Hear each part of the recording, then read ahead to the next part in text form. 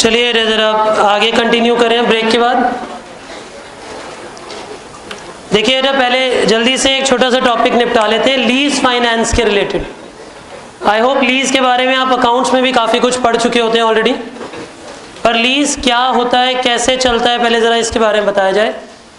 Lease देखिए दो main तरीके के फॉर्मेट्स पे चलती है।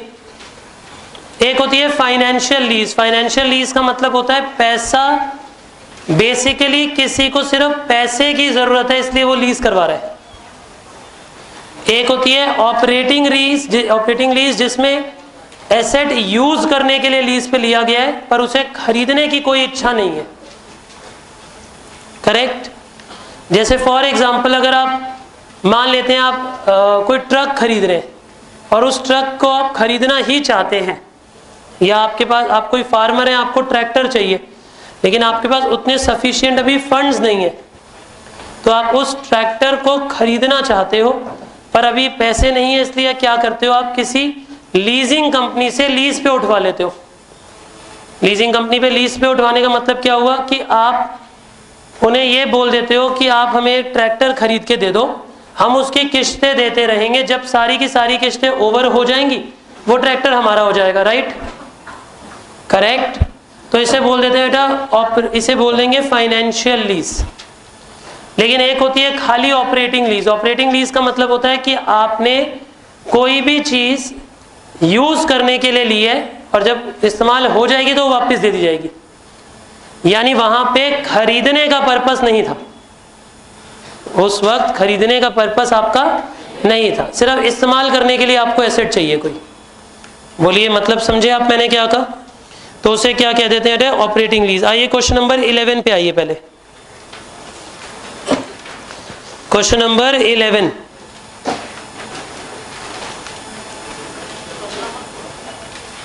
देखिए ऑपरेटिंग लीज के ऊपर लिखिए, ऑपरेटिंग लीज के ऊपर, ऑपरेटिंग के ऊपर, फाइनेंशियल नहीं, ऑपरेटिंग के ऊपर लिखिए कि इस लीज में एसेट को सिर्फ यूज करने के लिए लिया गया होता है। इस लीज में एसेट को सिर्फ यूज करने के लिए लिया होता है।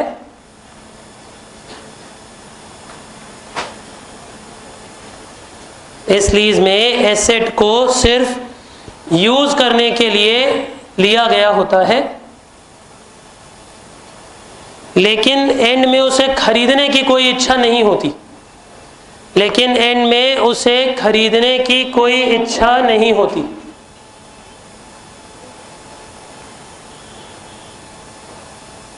करेक्ट। लेकिन एंड में उसे खरीदने की कोई इच्छा नहीं होती। जबकि फाइनेंशियल लीज में लिखिए,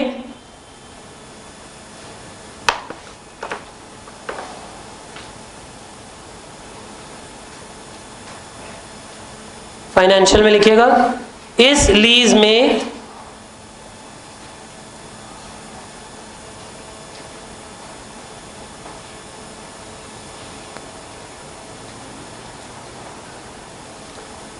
पैसे ना हो पाने के कारण,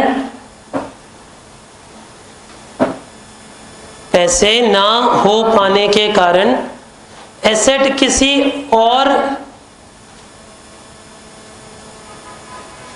के थ्रू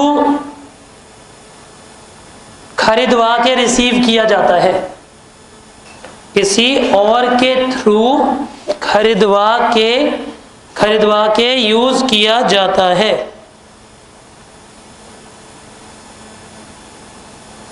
बोलिए मतलब समझे आप मैंने क्या कहा? देखिए मान लीजिए मुझे कोई एसेट खरीदना है लेकिन मेरे पास पैसे नहीं है, तो मैं क्या करूंगा? मैं बोलूंगा बैंक को कि बैंक आप मुझे वो एसेट दिलवा दो, तो बैंक उस एसेट को बाय करके मुझे दे देगा। मैं बैंक को फाइनेंशियल लीज की पेमेंट देता रहूंगा और जब मैं लास्ट पेमेंट दे दूंगा उसके बाद वो एसेट मेरा हो जाएगा। देखिए जरा, लास्ट पेमेंट देने के बाद, ऐसे लिखिए, लास्ट पेमेंट देने के बाद, लास्ट पेमेंट देने के बाद वो एसेट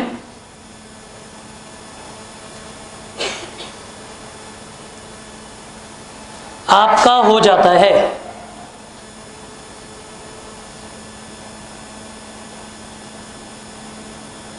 यहां एसेट को परचेज करना ही पर्पस था, यहां एसेट को परचेज करना ही पर्पस था।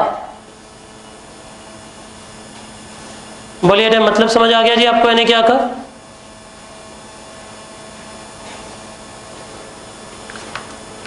कोई दिक्कत तो नहीं जी? देखो बेटा, ऑपरेटिंग लीज का मतलब क्या हुआ? सिर्फ इस्तेमाल करने के लिए चीज को लिया, बाद में वापस दे देंगे, खरीदने का कोई पर्पस नहीं है, किराए पे लिया जी। ऑपरेटिंग लीज का सिंपल लॉजिक हुआ किराए पे खरीदना, किराए पे लेना, यूज करेंगे वापस एंड में दे देंगे, बात खत्म। फाइनेंशियल लीज का मतलब होता है हम उस एसेट को खरीदना चाहते हैं पर पैसा ना होने के कारण खुद नहीं खरीद सकते, तो बोलते हैं कि कोई और खरीदे, हमें लीज पे दे, हम लीज रेंटल देते रहेंगे और आखिरी रेंटल देने के बाद एसेट हमारा हो जाएगा। बोलिए इतना क्लियर हो गया जी आपको मैंने क्या कहा? एब्सोल्युटली। अब लीज की अलग अलग टाइप्स हैं, ये सब पढ़ लोगे पहले तो आप बताओ।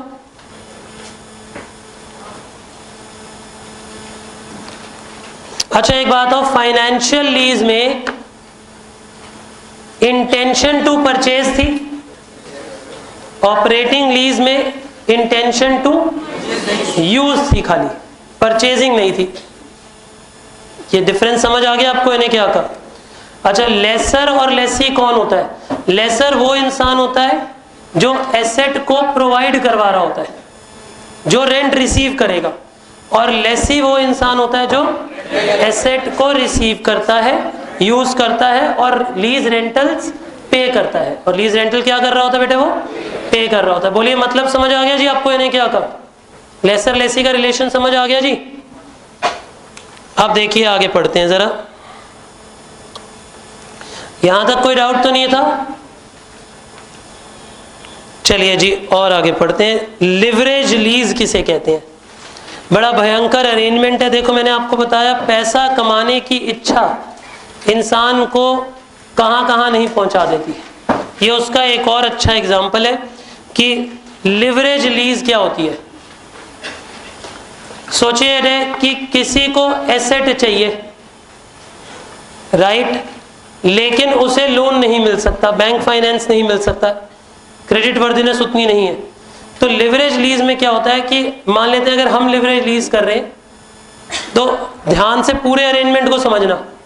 हम पहले एक एसेट खरीदते हैं, किसी से एसेट खरीदेंगे, किसी कंपनी से, उस एसेट को किसी और को किराए पे दे देते हैं, लीज पे, राइट। वो लीज रेंटल्स भरता है हमें, और उन्हीं लीज रेंटल में से कुछ पैसा जेब में डालने के बाद बाकी का पैसा हम एसेट के लोन पे दे देते हैं, जहां से हमने लोन लिया। बोलिए मतलब समझे मैंने क्या कहा? यानी लोन क्योंकि डायरेक्टली उस पार्टी को नहीं मिल सकता था, इसलिए हमने टोपी अलग तरह से घुमाई। हमने क्या किया? लोन हमने लिया, एसेट हमने खरीदा, और फिर उस एसेट को, लोन को यूज कर लिया हमने आगे, किसी और को लीज पे देके। देखो जरा कैसे, एक बार डायग्रामेटिकली सिचुएशन समझो।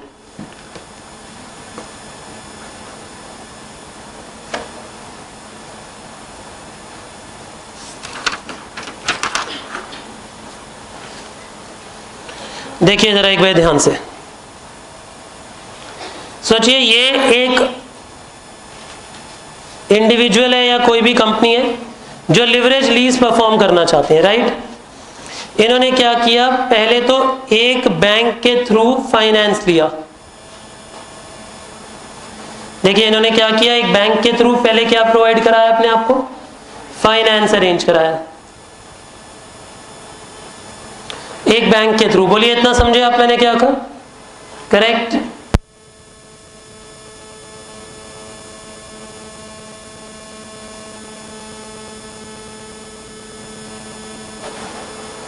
देखिए जरा, पहले ये बैंक से फाइनेंस अरेंज करते हैं, इस फाइनेंस के बदल को यूज करके एक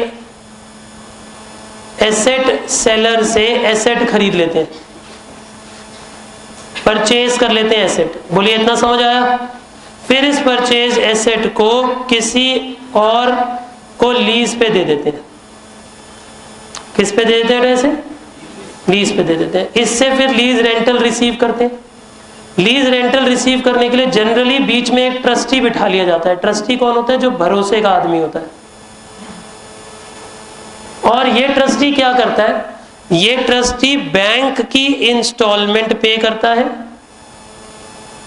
क्योंकि हमने बैंक से लोन ले रखा है तो बैंक की इंस्टॉलमेंट पे करेंगे। और यहां से लीज रेंटल पहले कलेक्ट करता है। कौन से रेंटल कलेक्ट करता है? दोबारा देखिए बेटा एक बारी ध्यान से। बैंक क्या करता है? ध्यान दीजिएगा बेटा एक बारी। बैंक पहले तो फाइनेंस देता है, फिर उस फाइनेंस से हम क्या करते हैं? जो लेवरेज लेसर होता है, हम कौन है? जैसे हमने बोला ना लिवरेज की लीज हम पढ़ रहे हैं, तो लिवरेज लेसर जो वो इंसान जो लीज पे सामान देना चाहता है लिवरेज करके। समझे आप मैंने क्या कहा? ये पहले क्या करेगा? ये पहले एसेट को परचेज करने के लिए एसेट की पेमेंट देगा। एसेट से जो पैसे रिसीव होंगे, जब पहले एसेट खरीदेगा पेमेंट देके, जो एसेट आएगा उसे लीज पे दे देगा। तो ये हुआ स्टेप 1। ये परचेजिंग द एसेट हुआ स्टेप 2। लीज पे एसेट देना हुआ स्टेप 3। फिर लीज का रेंटल कलेक्ट करना हुआ स्टेप 4। ट्रस्टी लीज के रेंटल से बैंक की इंस्टॉलमेंट चुकाता रहता है, इंटरेस्ट चुकाता रहता है, ये 5th। और जो बचा हुआ पैसा होगा ये हमें देता रहता है, ये हमारा प्रॉफिट है। ये बेसिकली क्या है बेटा? हमारा प्रॉफिट है।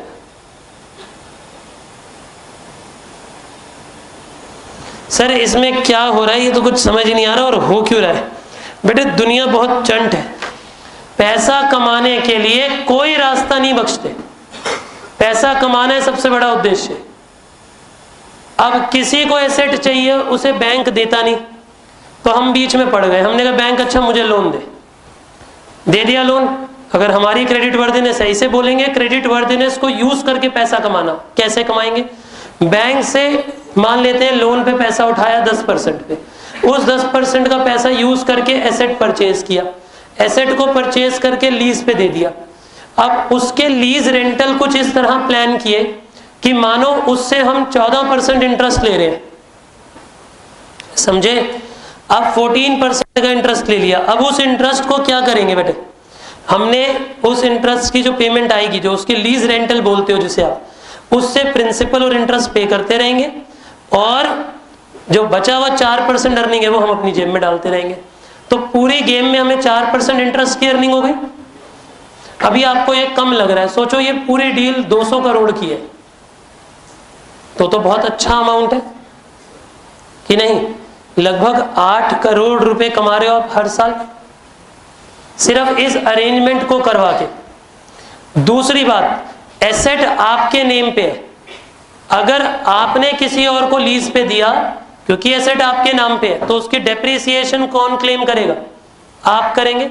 तो उस डेप्रिसिएशन से भी तो टैक्स गेन होगा, टैक्स बेनिफिट। अब तो टैक्स पड़े हुए लोग हैं आपको पता है ना सेक्शन 32 क्या बताता है कि अगर आपने डेप्रिसिएशन ली तो पीएनएल अकाउंट में डेबिट करके उसके अगेंस्ट हम अपनी टैक्स की सेविंग कर लेते हैं।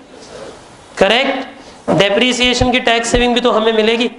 तो बेटे कुछ ना करते हुए भी लिवरेज लेसर की काफी कमाई हो जाती है इस लिवरेज लीज की प्रक्रिया में, समझे आप? आइए जरा पढ़ते हैं एक बार डिटेल में।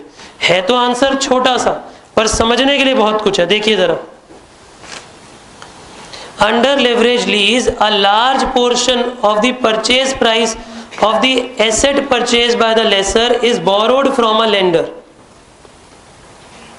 बोलिए इतना समझे आप मैंने क्या कहा? क्या कराया जाता है बेटा? लेंडर से full recourse to the lease. देखो जरा दोबारा ध्यान से समझो। Under leverage lease a large portion of the purchase price of the asset. बेटा ये जो हमने एसेट परचेज किया, इसका ज्यादातर हिस्सा हमने भी फाइनेंस पे लिया है, ठीक है जी, कमर्शियल बैंक से। This is creation of mortgage asset और the charge on the asset. यानी बेटा इसके बदले में लेकिन क्या हुआ? हमारा एसेट गिरवी पड़ा है, लेकिन अब हम क्या करेंगे? उसके in the favour of the lessor the lease rental are to be paid by the lessee. बेटा जो इसके लीज रेंटल होंगे वो कौन पे करेगा? ये लेसी है, जिसे हमने लीज पे दिया, ये कौन है? लेसी। लीज रेंटल कौन पे करेगा? लेसी। आगे पढ़िए। The lease is rooted through a trustee. बेटा लीज किसको बीच में रख के की जाती है?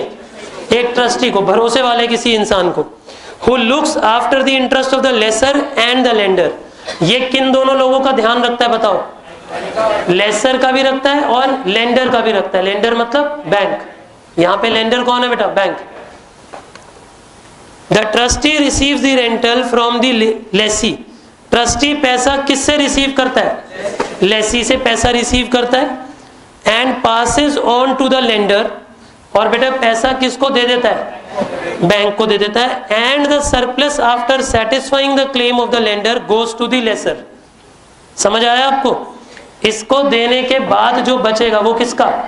वो लेसर का। Tax benefit by the claim of depreciation allowance are available to the lessor. तो लेसर को कौन से दो फायदे मिले?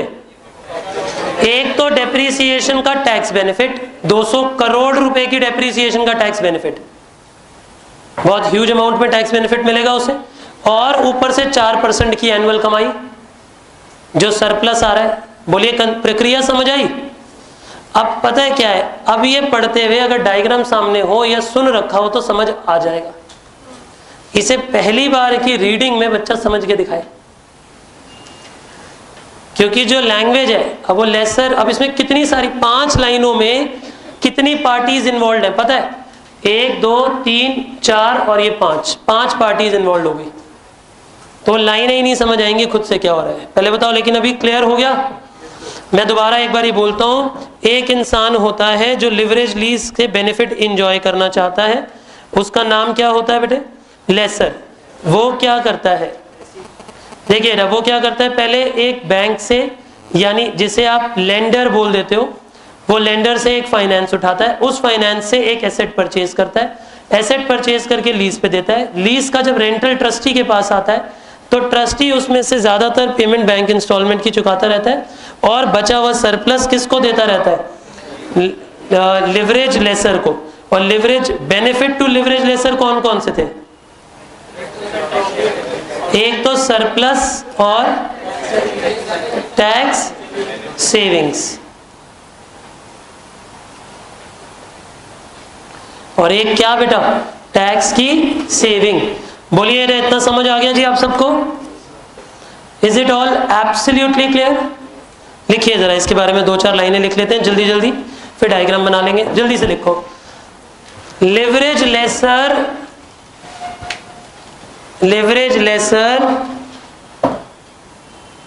लेंडर से पैसे लेकर एसेट परचेज कर लेता है। लिवरेज लेसर लेंडर से पैसे लेकर एसेट परचेज कर लेता है, और फिर उसी एसेट को लीज पे दे देता है। उसी एसेट को लीज पे दे देता है।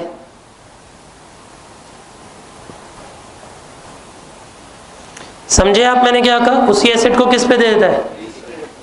लीज पे दे देता है।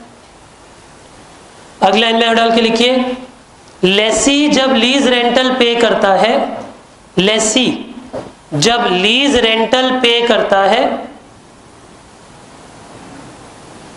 तो ट्रस्टी उसमें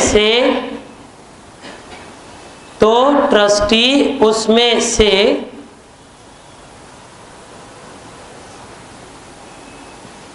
कुछ पेमेंट्स लेंडर की चुका देता है। लेंडर की पेमेंट्स चुका देता है,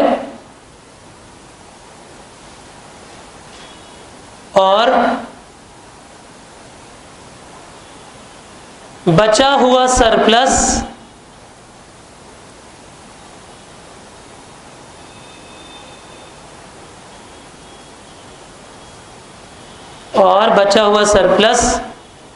लेसर को दे देता है। बचा हुआ सरप्लस लेसर को दे देता है। बोलिए, इतनी बातचीत समझ आ गई जी आपको? कोई दिक्कत तो नहीं है?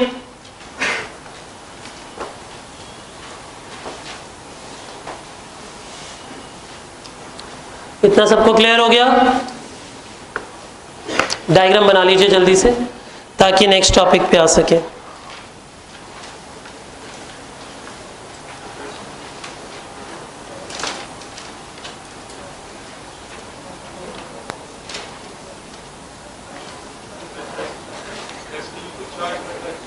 ट्रस्टी बेटा पैसा नहीं चार्ज करता होगा, कुछ उसे रेम्यूनरेशन तो पे करते ही होंगे।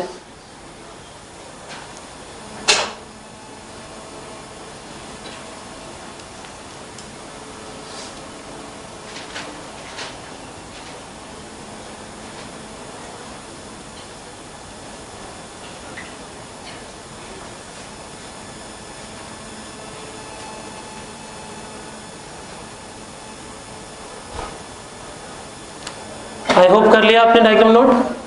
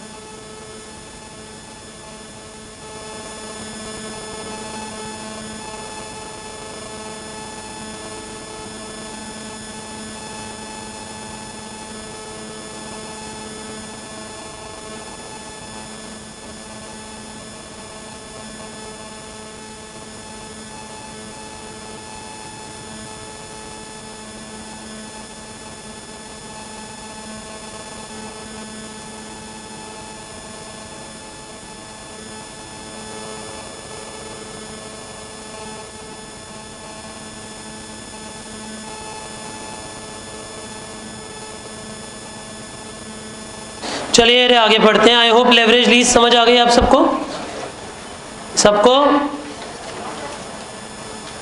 हो गया ना ड्रॉ।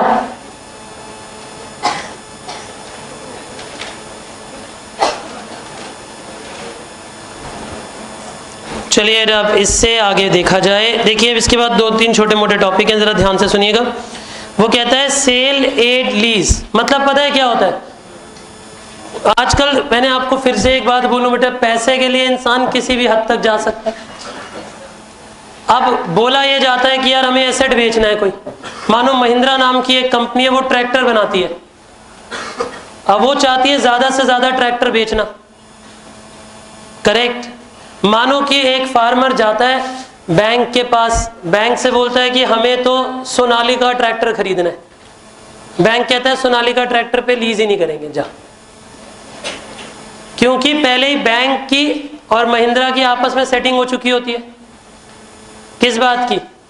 कि तुम मेरे एसेट पे लीज दो, इसीलिए आपको 2% रिवॉर्ड और मिलेगा। मतलब अगर आपने 1 करोड़ रुपए की सेल करवाई तो 2 लाख आपके। समझे आप मैंने क्या कहा? तो आप ये समझिए ये सेल बढ़ाने की लीज है। क्या करने की लीज है? ये सेल बढ़ाने की लीज है। बोलिए इतना समझे आप मैंने क्या कहा? मैं रिपीट करता हूं मैं दोबारा से। मान लेते हैं इधर एक कंपनी है कॉल्ड महिंद्रा, उन्होंने बैंक के साथ एक अरेंजमेंट किया हुआ है कि आप जब भी किसी को लीज पे ट्रैक्टर दो तो वो हमारी कंपनी का ही होना चाहिए। इसके लिए आप देखो महिंद्रा को क्या बेनिफिट है, उसकी सेल बढ़ेगी। बैंक को क्या बेनिफिट है कि महिंद्रा कुछ ना कुछ कमीशन दे देगा। और लेसर को क्या, जो लेसी है उसे क्या बेनिफिट है कि उसका लोन जल्दी पास हो जाता है, वो जो लीज अग्रीमेंट है वो जल्दी बन जाता है अगर बैंक को ऊपर की कमाई हो रही हो तो।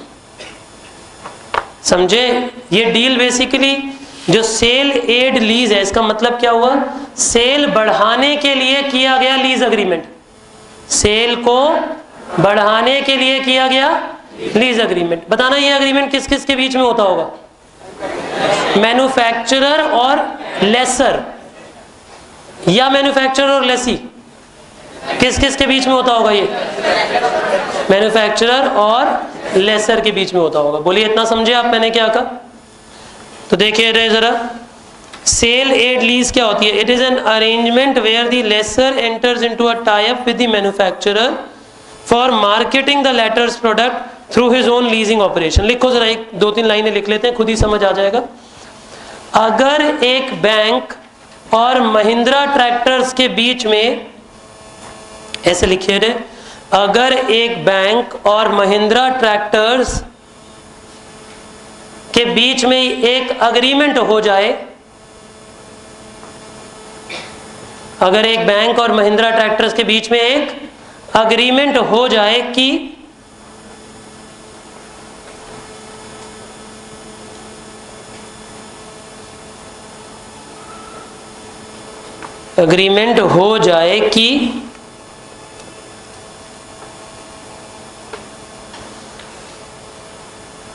बैंक जब भी लीज पे ट्रैक्टर देगा हमेशा उसी कंपनी का देगा। बैंक जब भी लीज पे ऐसे ट्रैक्टर देगा उसी कंपनी से लेगा। बैंक जब भी ट्रैक्टर लीज पे देगा उसी कंपनी से परचेज करेगा, ऐसे भी लिख सकते हो।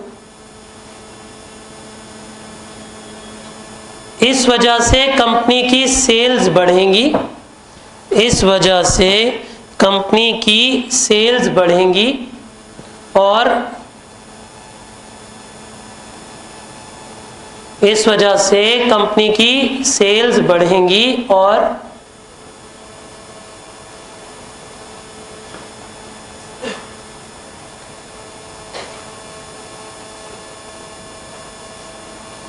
इस वजह से कंपनी की सेल बढ़ेंगी और लेसर को भी एक्स्ट्रा कमीशन मिल जाती है, और लेसर को भी एक्स्ट्रा कमीशन मिल जाती है।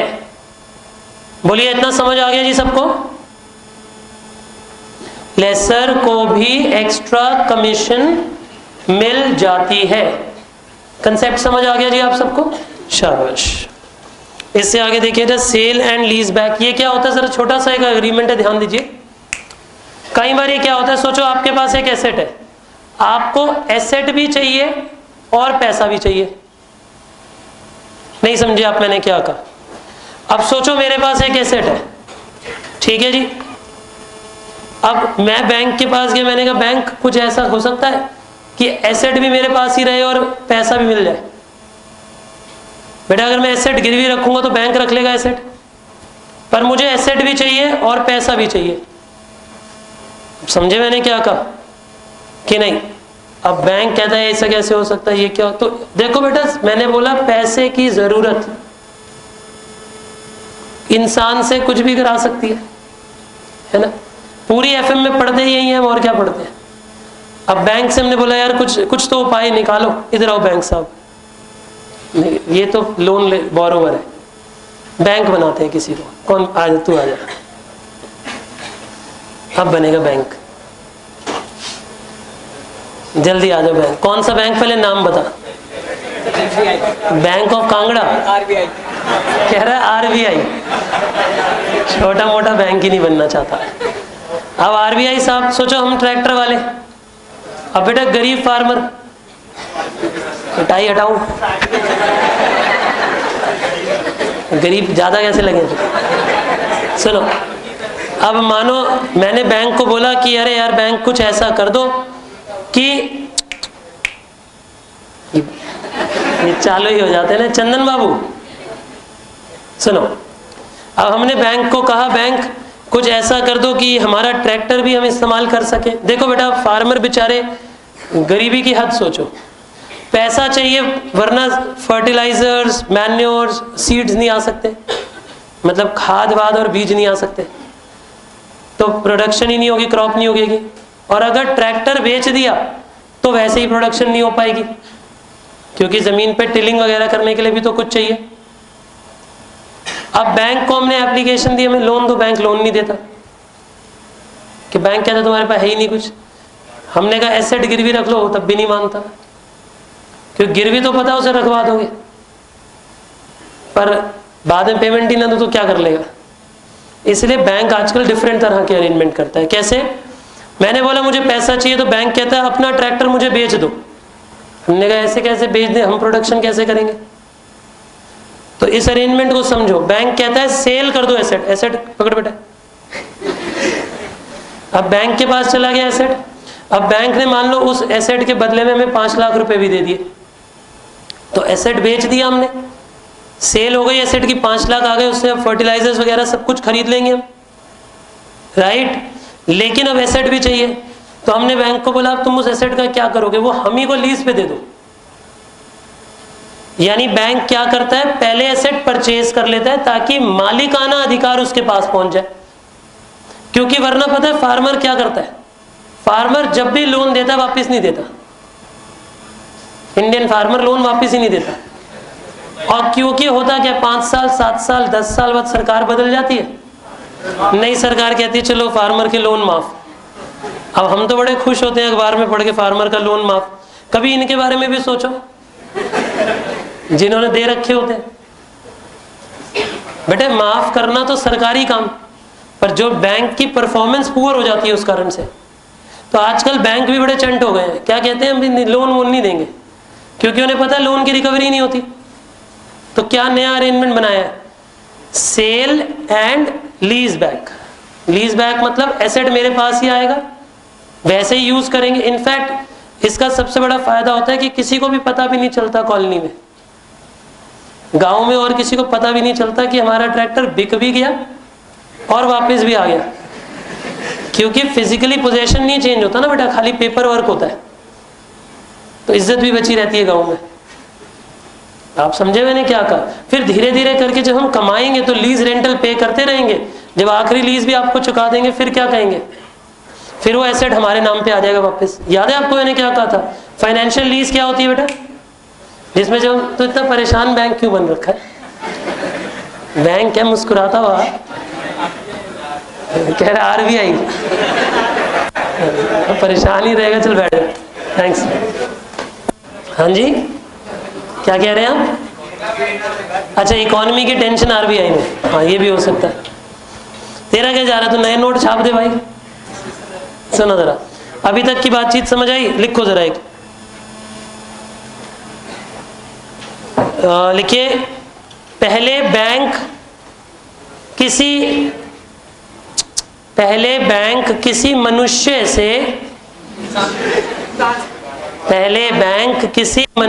से उसका कोई एसेट खरीद लेता है और पेमेंट कर देता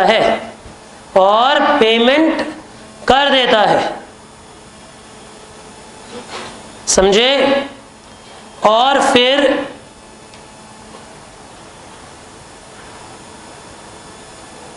उसी एसेट को वापस उसी इंसान को लीज पे दे दिया जाता है, नहीं, उसी एसेट को वापस उसी मनुष्य को लीज पे दे दिया जाता है। उसी एसेट को वापस उसी मनुष्य को लीज पे दे दिया जाता है।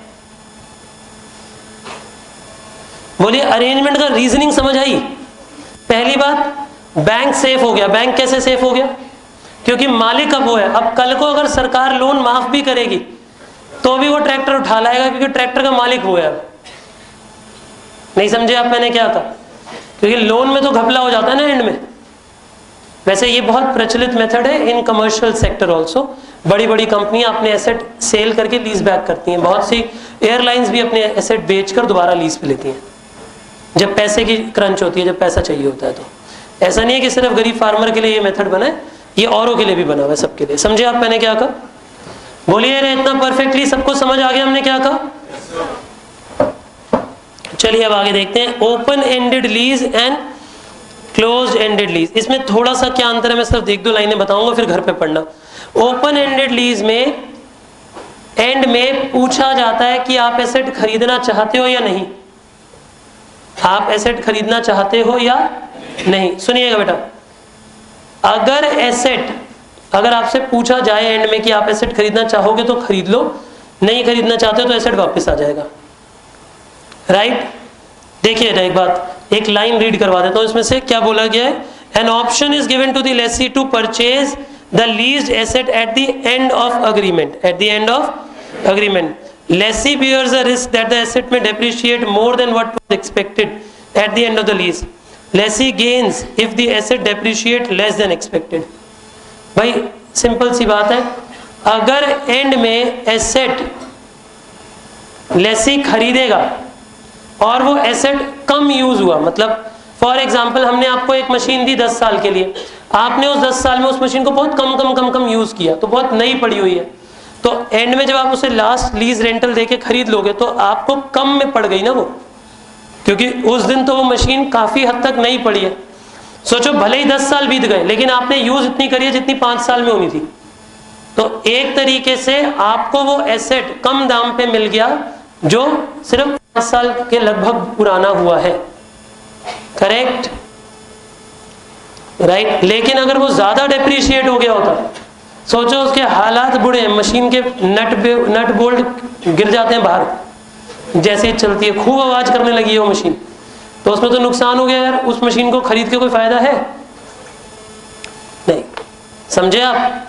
तो यानी अगर ज्यादा डेप्रिशिएट हो गई तो नुकसान है आपका अगर खरीदोगे, और अगर कम डेप्रिशिएट हुई तो आपका फायदा है। लेकिन बेटा क्लोज एंडेड लीज होती है जिसमें no obligation on the lessee to purchase the asset, इसमें कोई ऑब्लिगेशन नहीं है, समझे, इसमें कोई ऑब्लिगेशन नहीं है कि आपने खरीदनी या नहीं खरीदनी। इसे बोलते हैं ट्रू लीज या walk away lease. Walk away lease मतलब आपने एक एसेट लिया, इस्तेमाल किया, वहीं छोड़ा, चले गए आप, बात खत्म, समझे आप। ये बेसिकली ऑपरेटिंग लीज हुई, आपने एसेट लिया, इस्तेमाल किया, वहीं छोड़ा, आप आगे निकल गए। बोलिए क्लियर हो गया आपको यानी क्या कहा। आपको जैसे एक छोटा सा एग्जांपल देता हूँ, बड़े बड़े कॉल सेंटर्स, बड़े बड़े बीपीओज खुल चुके हैं इंडिया में। अगर हम दिल्ली के अपने आसपास देखें, नोएडा, गुड़गांव, तो पूरा का पूरा केपीओज और बीपीओज से भरा हुआ है। लेकिन एक सच्चाई की बात बताऊं कि इन सभी ऑफिसेज में से कोई भी ऑफिस फॉरेनर्स खरीदते नहीं है कभी भी, एक भी ऑफिस बिल्डिंग उन्होंने खरीदी नहीं होती, वो सब कुछ सिर्फ और सिर्फ लीज पे रखते हैं, कुछ नहीं खरीदते। बताओ क्यों कुछ नहीं खरीदते होंगे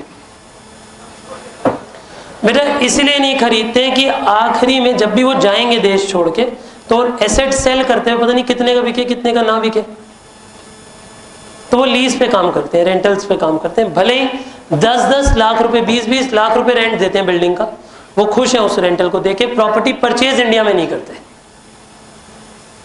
समझे आप मैंने क्या कहा। वो कैसी लीज है बेटा? वॉक अवे लीज, मतलब आपने एक बिल्डिंग बनवाई, वो बिल्डिंग 10 साल तक किराए पे रखी अपने पास, बिल्डिंग चलाई, यूज करी, किराया देते रहे, 10 साल बाद बिल्डिंग खाली करी, वापस चले गए।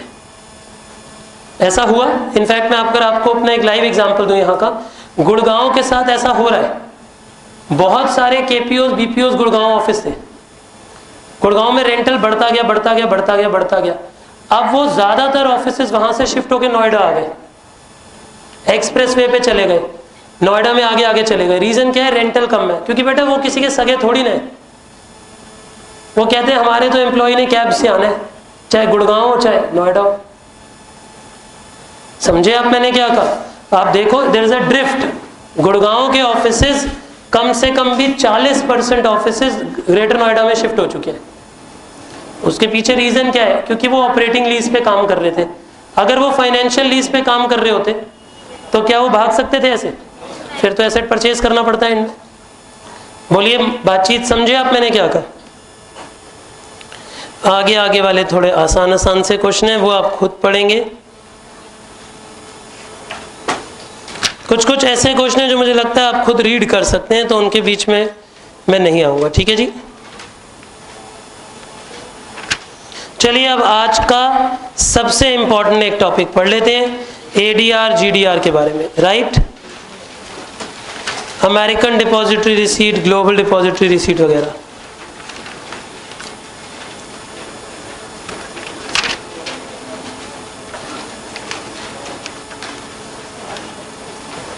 क्वेश्चन नंबर 32 देखिएगा जरा ध्यान से, इसके बारे में समझिएगा। बहुत टफ टॉपिक है, जरा ध्यान से समझना इस बारे में।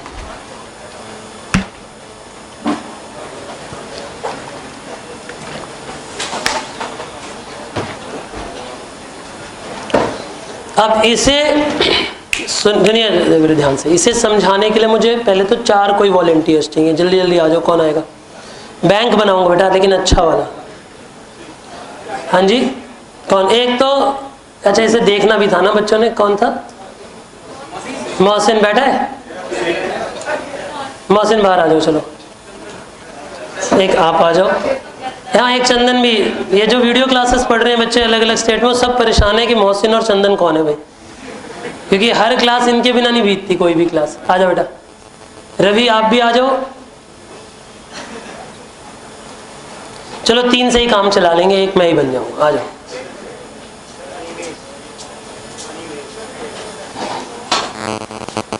पहले तो मिल लो जी, ये है मिस्टर मोहसिन।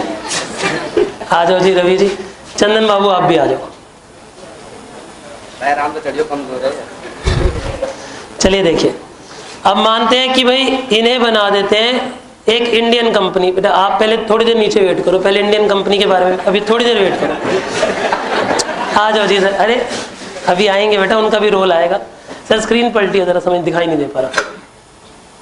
हाँ जी, ये मान लेते हैं भारतीय कंपनी है। अब दिख भी रही है ना,